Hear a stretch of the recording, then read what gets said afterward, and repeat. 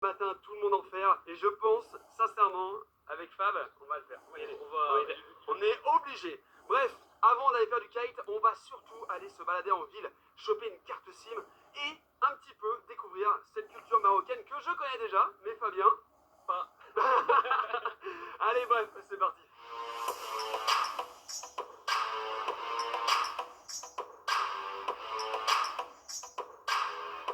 En arrivant sur Dakhla, on a rencontré Hamdi, notre guide pendant tout le séjour, et on a fait un petit tour dans le centre, mais c'était pas franchement animé.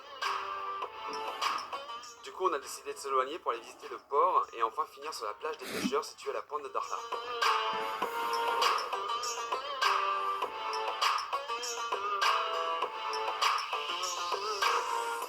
Sur la route, on en a profité pour s'arrêter au phare de Dakhla et franchement, ça en valait la peine.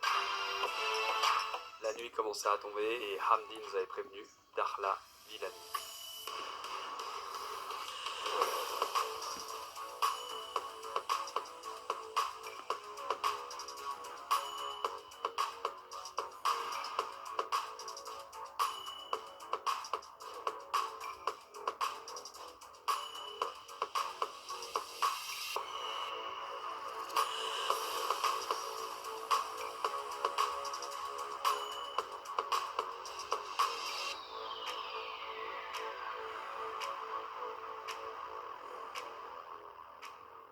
Bon, excursion complètement différente aujourd'hui puisqu'on a embarqué à bord du 4x4 de Barak. On est en direction de la dune blanche, c'est une dune qu'on peut accéder qu'en 4x4 et ici on ne peut pas louer de 4x4, il nous faut un guide. Et aujourd'hui Barak est notre guide et notre maison. Allez c'est parti, let's go. On est dans le désert les gars, c'est parti pour le Paris-Dakar.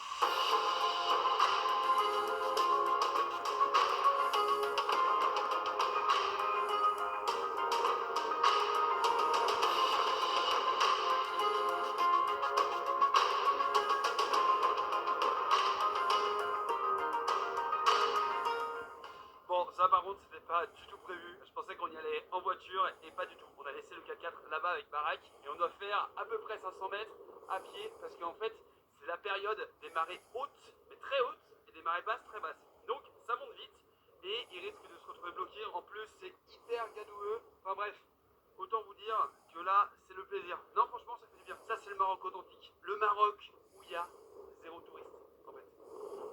Voilà. Sauf derrière moi, j'avais pas vu. Vite, vite. Sauf que, eh ben, étant pas kitesurfer, on peut pas rester parce qu'après la marée monte et on peut plus rentrer à pied. Mais peut-être que ces messieurs dames vont le faire. Voilà. Ça serait pas mal. Ça serait pas mal.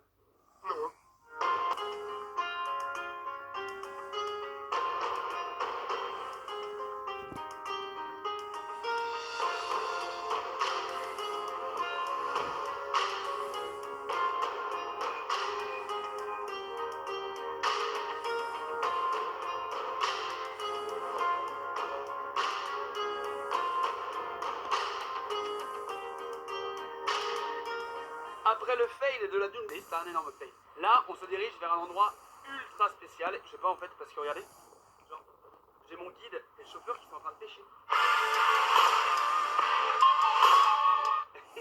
Il y a Fabien qui filme.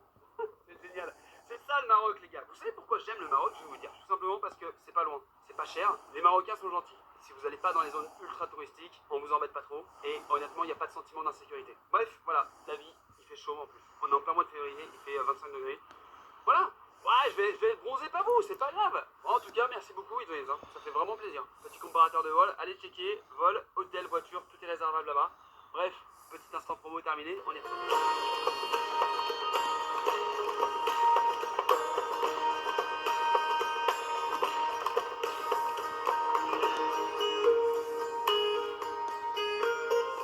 Petite pause, on s'est arrêté sur un camp de nomades. Donc c'est des gens qui viennent pêcher ici pendant quelques temps et qui bougent avec leur campement. Et Barak est en train de nous préparer une petite thé marocain. Ça, si vous l'avez jamais fait, les gars, c'est juste exceptionnel.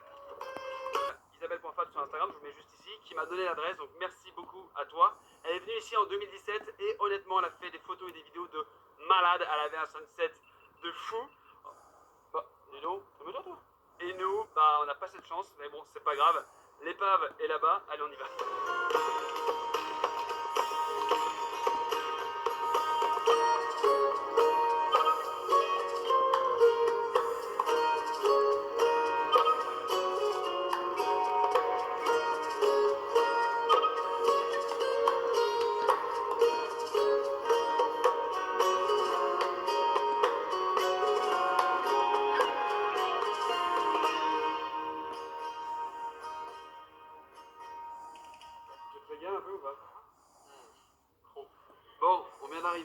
il est 11h15 et on a changé d'hôtel.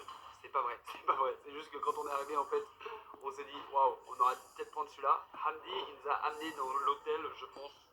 Est-ce que Hamdi, c'est le meilleur hôtel? Bon, c'est parce qu'il a travaillé ici. Hein. Non, en vrai, on est venu et clairement, on s'est dit, waouh, on aurait dû prendre celui-là. On allait sur eDreams, on a regardé les prix avec Fabien et on s'est rendu compte que c'était juste 25 € plus cher par nuit. Franchement, ouais, on les met. Bon, on mange parce que là, le chef il nous a préparé des assiettes servies aux petits oignons. On adore le Maroc, on est bien reçu et en plus demain, c'est quoi? Donc, on mange, on dort et on se voit demain.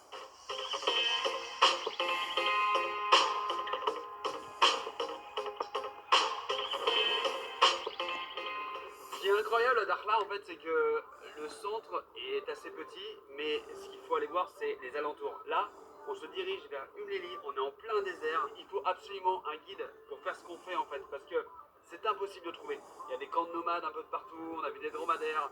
C'est le Maroc authentique. Voilà, je le répète encore une fois, mais ça change complètement de ce que j'ai déjà vécu. Umlili, c'est juste des bassins en plein désert où il y a des petits poissons qui viennent te manger les peaux mortes. Sur le papier, ça me fait pas rêver, mais je suis là pour tester des nouvelles choses. À la base, ils voulaient nous faire manger de la viande de chameau. On a fait oula, calme-toi quand même. Allez, bref, direction Umlili.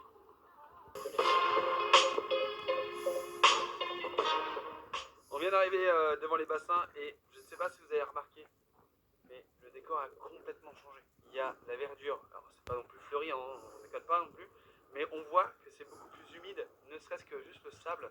En fait, regardez-moi ça. Ça n'a rien à voir avec l'autre côté de la plaine. Bon, allez, on va aller checker les petits poissons un peu. J'ai bien envie de m'enlever les peaux mortes.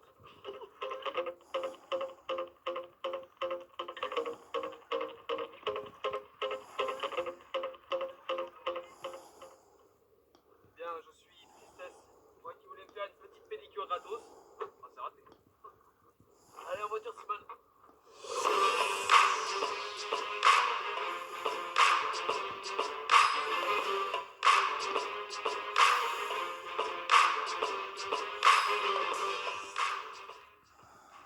Ça nous va plutôt pas mal, je crois.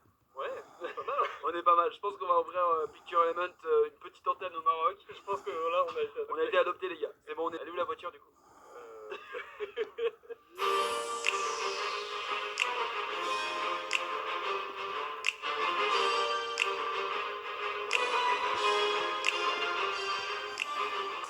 Bon, les gars, là, on est parti pour une activité de malade. Je suis trop excité, j'ai trop envie d'y aller. Let's go. On va conduire des buggy dans le désert. Dans le désert. Ça va être dingue, ça va être dingue. On part dans un quart d'heure, le temps de setup la GoPro. Let's go.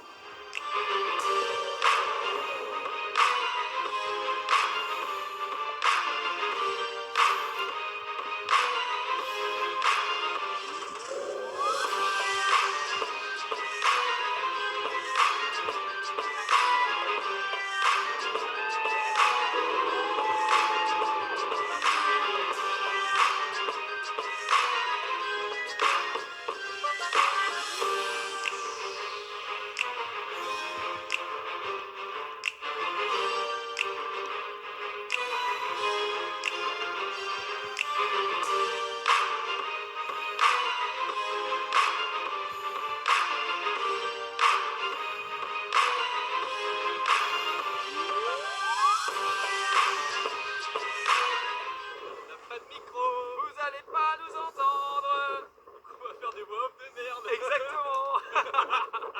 Ah, franchement, incroyable, super cool. Un peu déçu de la balade Sunset, parce que là on va rentrer, à mon avis il va faire nuit. Kelson,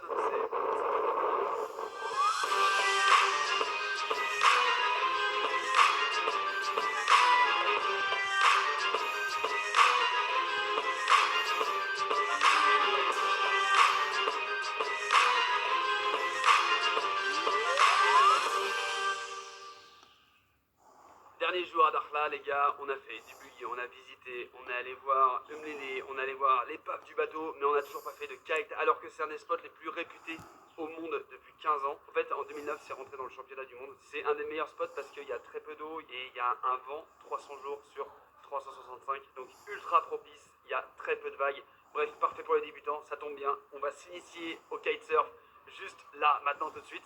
Sauf qu'on vient d'apprendre qu'il faut à peu près 6 heures avant de monter sur la planche sur l'eau. Voilà. Donc je pense qu'on va même pas chausser la planche et on part demain. Donc je vous avoue que je suis un peu dégoûté, mais c'est pas grave. J'apprendrai à me renseigner sur la discipline avant de partir. Allez, on passe en mode GoPro et c'est parti.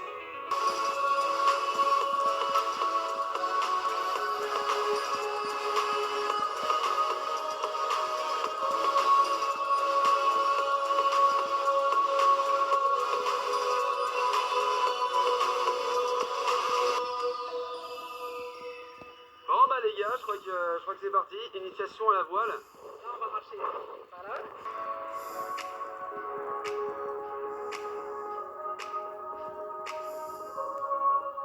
Les gars, je crois qu'on a un gros problème.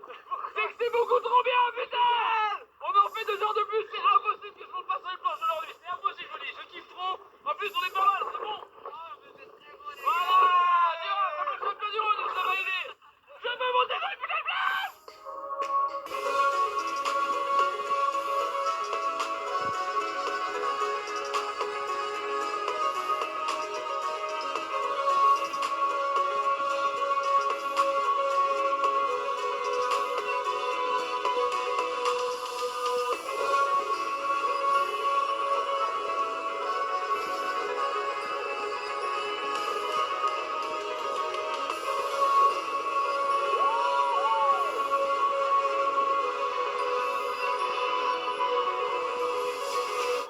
Les gars, on ne devait pas le faire.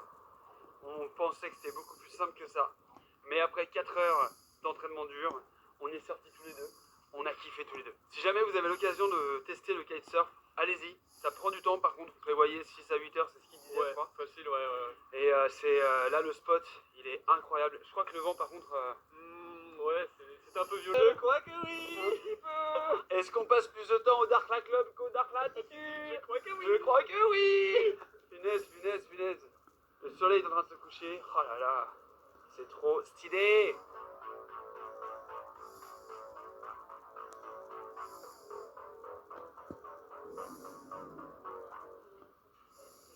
Surtout, on regarde le match Manchester Real Madrid et je vous promets que Hamdi, alors déjà c'est le meilleur guide.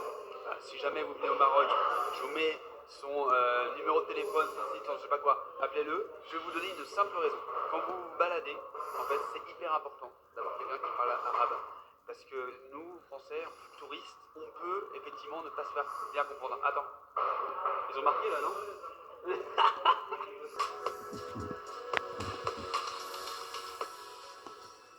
Bon les gars, est-ce que ça serait pas le moment de vous dire merci d'avoir suivi cette vidéo.